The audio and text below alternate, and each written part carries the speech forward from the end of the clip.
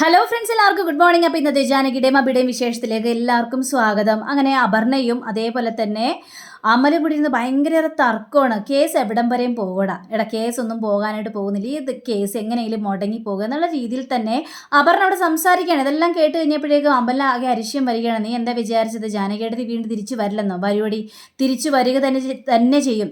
നിന്നെയും നിന്റെ അച്ഛനെയും അടി വരെ താഴ്ത്തും എന്നൊക്കെ പറഞ്ഞുകൊണ്ട് നല്ല രീതിയിൽ ഇങ്ങനെ സംസാരിക്കണം. അതൊക്കെ കേട്ടുകഴിഞ്ഞപ്പോഴേ ഇറങ്ങിപ്പോടാ, എൻ്റെ റൂമിൽ നിന്ന് നിന്നോട് ഇറങ്ങി പോകാനാ പറഞ്ഞത് എന്നിങ്ങനെ അമലിനിങ്ങനെ ആട്ടിപ്പായിക്കണം. അമലാണെങ്കിൽ അതൊന്നും കൂസലാക്കാതെ അവിടെ നിന്ന് പോവുകയും ചെയ്യാണ്. അപർണയ്ക്ക് അരിശ്യം വന്നിട്ട് ആകെ കണ്ണിലിങ്ങനെ തീയായിട്ട് ഇങ്ങനെ നിൽക്കുക. പിന്നീട് കാണിക്കുന്നത് ഹോസ്പിറ്റലാണ്. അപ്പോൾ ഹോസ്പിറ്റലാണെങ്കിൽ നമ്മുടെ ജാനകിയെ കാണിക്കുകയാണ്. ജാനകിക്ക് ഒരു മാറ്റവും സംഭവിച്ചിട്ടില്ല. ജാനകി അങ്ങനെ ഓക്സിജൻ മാസ്ക് ഒക്കെ വെച്ച് ഇങ്ങനെ കിടക്കുക. അപ്പോൾ അബി അങ്ങോട്ട് കയറി വന്നിട്ട് ജാനകിയെ തന്നെ നോക്കുക. ജാനകിയുടെ അവസ്ഥ കണ്ടു കഴിഞ്ഞപ്പോഴേക്കും അബിക്കത് സഹിക്കാനായിട്ട് പറ്റുന്നില്ല. അപ്പോൾ അവിടെ നിന്ന് വെച്ചാൽ നഴ്സ് ചോദിക്കണം എന്താ കാര്യം എന്നൊക്കെ ചോദിച്ചപ്പോഴേക്കും ഇതുവരെയും കണ്ണ് തുറന്നില്ല സിസ്റ്ററെ എന്ന് ചോദിക്കുക.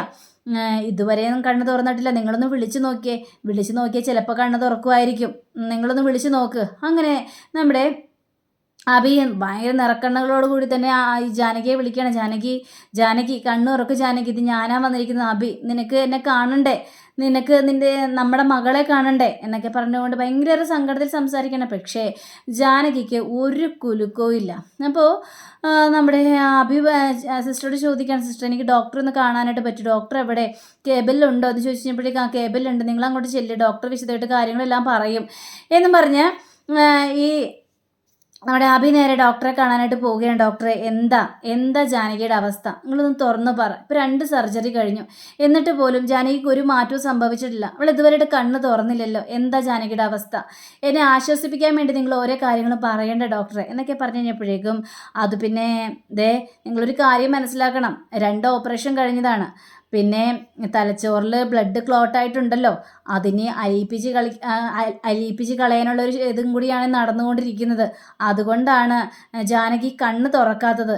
ഡോക്ടർ വെറുതെ പറയണ്ട, ഇപ്പോഴത്തെ ഒരവസ്ഥയാണ് എനിക്ക് മനസ്സിലാക്കേണ്ടത്. ജാനകി കണ്ണ് തുറക്കോ, എന്തായാലും എന്നോട് തുറന്നു പറയണം ഡോക്ടറെ. ഇത് കേട്ട് കഴിഞ്ഞപ്പോഴേക്കും ഡോക്ടർ ഞങ്ങൾക്കിപ്പോൾ ഒന്നും പറയാൻ പറ്റാത്തൊരവസ്ഥയാണ് അഭി, ജാനകി അങ്ങോട്ടോ ഇങ്ങോട്ടോ എന്നൊന്നില്ലാതൊരവസ്ഥയിൽ ഇങ്ങനെ കിടക്കുകയാണ്. ജാനകിയുടെ കാര്യത്തിൽ ഞങ്ങൾക്ക് ഇപ്പോഴും ഒന്നും പറയാനായിട്ട് പറ്റില്ല, എപ്പോൾ വേണമെങ്കിലും എന്തും സംഭവിക്കാം എന്നിങ്ങനെ അഭിയോട് തുറന്നു പറയുകയാണ്. അപ്പോൾ ജാനകിയെക്കുറിച്ചുള്ള ആ ഒരു സത്യം ഡോക്ടറിൻ്റെ നാവിൽ നിന്നും കൂടി കേട്ട് കഴിഞ്ഞപ്പോഴേക്കും അഭയാകെ തരിപ്പണമായ ഒരു അവസ്ഥയിൽ ദൈവമേ എൻ്റെ ജാനകി എനിക്ക് തിരിച്ചു കിട്ടില്ലേ എന്നൊരവസ്ഥയിൽ നിൽക്കുക. അങ്ങനെ ഈ അഭിയാണെങ്കിൽ നേരെ ഇവരുടെ അടുത്തേക്ക് ചെല്ലുകയാണ്, നമ്മുടെ നിരഞ്ജനയുടെയും അമലിൻ്റെ അടുത്തേക്ക്. അപ്പോൾ ഇവരാണെങ്കിൽ ആകെ ടെൻഷൻ നിൽക്കുകയാണ്. ഡോക്ടറിൻ്റെ ഒരു റിസൾട്ട് കിട്ടാൻ വേണ്ടി കാത്തിരിക്കുകയാണ് ഇവരും. അപ്പോൾ അഭിയെ കണ്ടു കഴിഞ്ഞപ്പോഴേക്കും ഇവരുടെ ചാടി എണിക്കുക. അപ്പോൾ നിരഞ്ജന ചോദിക്കുകയാണ്, അഭിയേട്ട കാര്യങ്ങളൊക്കെ ഡോക്ടർ എന്താ പറഞ്ഞതെന്നൊക്കെ ചോദിച്ചപ്പോഴേക്കും അഭിക്കൊന്നും പറയാനായിട്ട് പറ്റുന്നില്ല.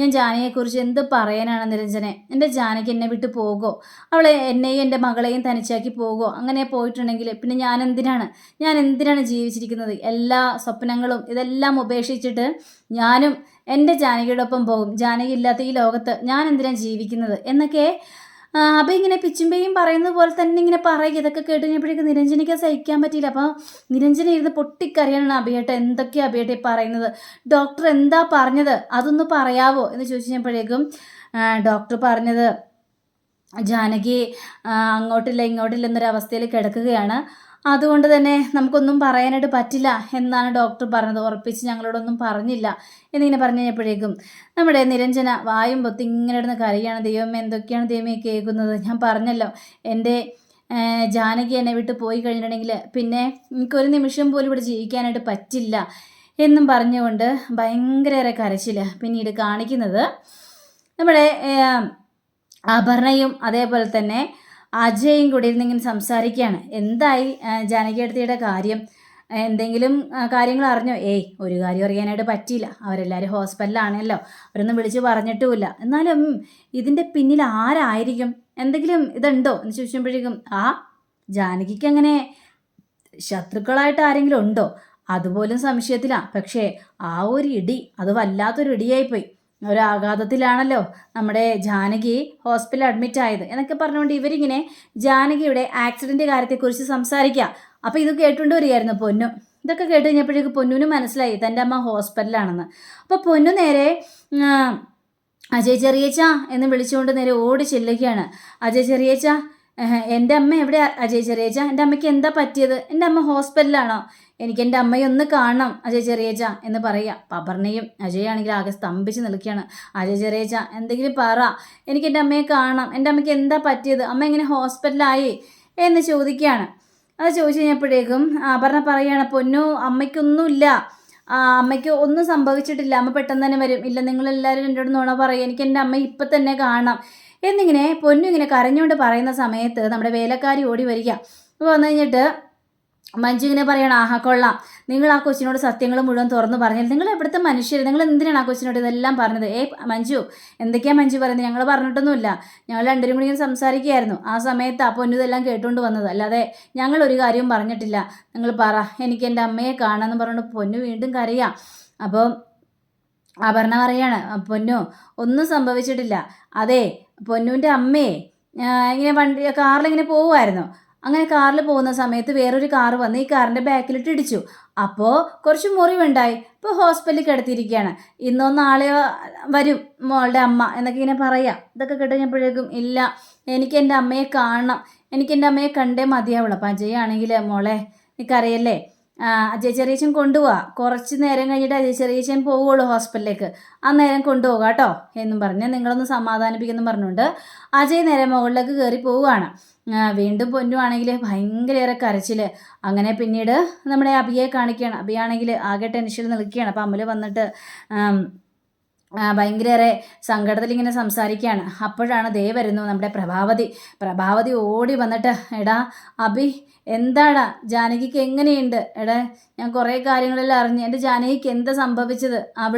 അവൾ കണ്ണ് തുറന്നില്ലേ എന്നൊക്കെ ഇങ്ങനെ ചോദിച്ചു കഴിഞ്ഞപ്പോഴേക്കും, ഇല്ല അമ്മേ, ഡോക്ടർ എന്താ പറഞ്ഞത്, ഒന്ന് എന്നോട് പറയാവോ എന്നൊക്കെ ചോദിച്ചു കഴിഞ്ഞപ്പോഴേക്കും ഡോക്ടർ അങ്ങനെ വിശദമായിട്ടൊന്നും പറഞ്ഞില്ല അമ്മേ, എന്ത് വേണമെങ്കിലും എപ്പോൾ വേണമെങ്കിലും സംഭവിക്കാം എന്ന് മാത്രമേ ഡോക്ടർ ഞങ്ങളോട് പറഞ്ഞുള്ളൂ. എനിക്കെൻ്റെ ജാനകി ഒന്ന് കാണണം, അബി ഞാനൊന്ന് കണ്ടോട്ടെ എന്ന് ചോദിച്ചപ്പോഴേക്കും, അമ്മേ അതൊന്നും സാധ്യമാവാത്ത കാര്യമാണ്, ഇപ്പോൾ ഡോക്ടറോട് ചോദിച്ചിട്ട് കാണാനായിട്ട് പറ്റില്ല, അങ്ങനൊരു സിറ്റുവേഷനിൽ കിടക്കുകയാണ് ജാനകി എന്നും പറഞ്ഞുകൊണ്ട് പ്രഭാവതി ആശ്വസിപ്പിക്കുകയാണ്. അപ്പോഴാണ് അബിയുടെ ഫോണിലേക്ക് ഒരു കോള് വരുന്നത്. നമ്മുടെ പൊന്നുവിൻ്റെ കോളായിരുന്നു. അപ്പോൾ പൊന്നുവിൻ്റെ കോള് കണ്ടു കഴിഞ്ഞപ്പോഴേക്കും അബി ഫോൺ എടുക്കുകയാണ്. മോളെ പൊന്നു എന്നും പറഞ്ഞുകൊണ്ട്, അച്ഛാ എനിക്ക് അമ്മയെ കാണണം അച്ഛാ, എൻ്റെ അമ്മയുടെ അടുത്തേക്ക് എന്നെ പെട്ടെന്ന് തന്നെ കൂട്ടിക്കൊണ്ട് പോ, എനിക്ക് എൻ്റെ അമ്മയെ കാണണം എന്ന് പൊന്നു കരഞ്ഞുകൊണ്ട് പറഞ്ഞു കഴിഞ്ഞപ്പോഴേക്കും അബി പേടിച്ചു പോയി. അപ്പോൾ അബി ആ ഫോണൊന്ന് പതിയൊന്ന് പൊത്തിപ്പിടിച്ചിട്ട് അമലിനോടും ബാക്കിയുള്ളവരോടും ചോദിക്കുകയാണ്, എടാ അമലേ, പൊന്നു സത്യങ്ങൾ അറിഞ്ഞോ? പൊന്നുവിനോട് ആരായി സത്യങ്ങൾ മുഴുവൻ തുറന്നു പറഞ്ഞത്? ആരാന്ന്? അബിയേട്ടാ, അതാരും ആയിരിക്കില്ല, ആരെങ്കിലും സംസാരിക്കുന്നത് കേട്ടതായിരിക്കുമെന്നേ. അബിയേട്ട ഇങ്ങനെ ടെൻഷൻ ആവില്ല, ദൈവമേ, അവൾ പറഞ്ഞുകൊണ്ടിരിക്കുമോ എനിക്ക് അവളുടെ അമ്മയെ കാണുമെന്ന്, ഞാൻ എന്ത് പറയുമെന്ന് എനിക്ക് അറിയില്ലടാ.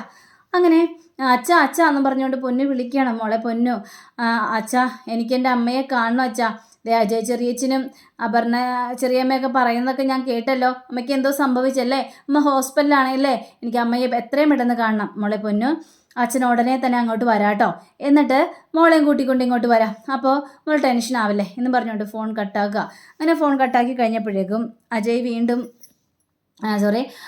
നമ്മുടെ അബി വീണ്ടും സംസാരിക്കണം. ദൈവമേ, എൻ്റെ മോളോട് ഞാൻ എന്ത് പറയോടാ, ജാനകി ആണെങ്കിൽ കണ്ണും തുറന്നിട്ടില്ല, അവളുടെ അമ്മയ്ക്ക് ഇങ്ങനെയൊക്കെ സംഭവിച്ചെന്ന് അവളോട് എനിക്ക് പറയാനായിട്ട് പറ്റുമോ?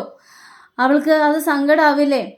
തൻ്റെ അമ്മ ജീവിതത്തിലേക്ക് തിരിച്ചു വരുമോ അല്ലെങ്കിൽ വരൂലേ എന്ന് പോലും പറയാനായിട്ട് എനിക്ക് സാധിക്കും. അതൊക്കെ കേട്ട് കഴിഞ്ഞപ്പോഴേക്കും ആകെ ടെൻഷനായി നിൽക്കുക. അപ്പോൾ നമ്മുടെ പ്രഭാവതി വീണ്ടും ചോദിക്കുകയാണ്, എനിക്കൊന്ന്, ഞാൻ പറഞ്ഞല്ലോ എനിക്കൊന്ന് കാണണം, എനിക്ക് ജാനകിയെ ഒന്ന് കണ്ടേ മതിയാവുള്ളൂ, ജാനകിയെ കണ്ടിട്ട് എനിക്ക് സമാധാനമാവുള്ളൂ. അമ്മ പറഞ്ഞല്ലോ ഡോക്ടർ കാണാനായിട്ട് സമ്മതിക്കില്ല. അമ്മ ഒരു കാര്യം ചെയ്യ്, അമ്മ ഏതായാലും വീട്ടിലേക്ക് പോ, അവിടെ പൊന്നൂനൊന്ന് ആശ്വസിപ്പിക്കുക, അല്ലെങ്കിൽ പൊന്നൂനെയും കൊണ്ട് ഇങ്ങോട്ട് വരാനായിട്ട് സാധിക്കില്ലല്ലോ, അതാണ് ഞാനീ പറഞ്ഞു വരുന്നത്. പോകാടാ, ഞാൻ പോകാം, വീട്ടിലേക്ക് ഞാൻ പോകാം, പക്ഷേ എനിക്ക് ജാനകിയെ ഒന്ന് കാണണം, ജാനകിയെ കണ്ടിട്ട് ഞാൻ പൊയ്ക്കോളാം, അല്ലാതെ വേറൊരു കുഴപ്പമില്ല. എന്നാലും ഇതിന് പിന്നിൽ ആരായിരിക്കും? ഇനി അപർണയായിരിക്കും എന്നൊക്കെ ചോദിച്ചപ്പോഴേക്കും, അപർണയല്ല, അപർണയായിരിക്കും അങ്ങനെയൊക്കെ ചെയ്തത്, പക്ഷേ തമ്പിയാകാൻ സാധ്യതയില്ല. കാരണം ജാനകിയേട്ടത്തി ഏതായാലും തമ്പിയുടെ മകളാണല്ലോ. ഒരിക്കലും അച്ഛനെ മകളോട് ഒരു ക്രൂരത ചെയ്യാനായിട്ട് സാധിക്കില്ലല്ലോ. ഏത് രീതിയിൽ വേണമെങ്കിലും പിറന്നോട്ടെ, പക്ഷേ അങ്ങനൊരു ക്രൂരത ചെയ്യാനായിട്ട് സാധിക്കില്ലല്ലോ എന്നൊക്കെ പറഞ്ഞു കഴിഞ്ഞപ്പോഴേക്കും പ്രഭാവതി എടുത്ത് വായിക്കും പറയണം, ഹേ തമ്പിയെന്ന് നിങ്ങൾക്ക് അറിയാൻ പാടാത്തത് കൊണ്ടാണ്. അയാളുടെ മാനം രക്ഷിക്കാനും ജീവൻ രക്ഷിക്കാനും ഇതെല്ലാം ഇതിനപ്പുറം ചെയ്തു കൂട്ടും. എൻ്റെ അതിയായ സംശയം ജാനകിയെ ഈ അപകടപ്പെടുത്തിയത് അത് തമ്പി തന്നെയായിരിക്കും, അതിൽ യാതൊരു സംശയമില്ല എന്ന് പ്രഭാവതിയോടെ പറയുകയാണ്. അപ്പം അങ്ങനെയും കാണിച്ചുകൊണ്ടാണ് നമ്മുടെ ഇന്നത്തെ റിവ്യൂ അവസാനിച്ചിരിക്കുന്നത്. അടുത്ത റിവ്യൂവിനെ കാത്തിരിക്കുക, സബ്സ്ക്രൈബ് ചെയ്യുക. എല്ലാവർക്കും നല്ലൊരു ദിനം ആശംസിച്ച് നമസ്കാരം. Thank you. ബൈ.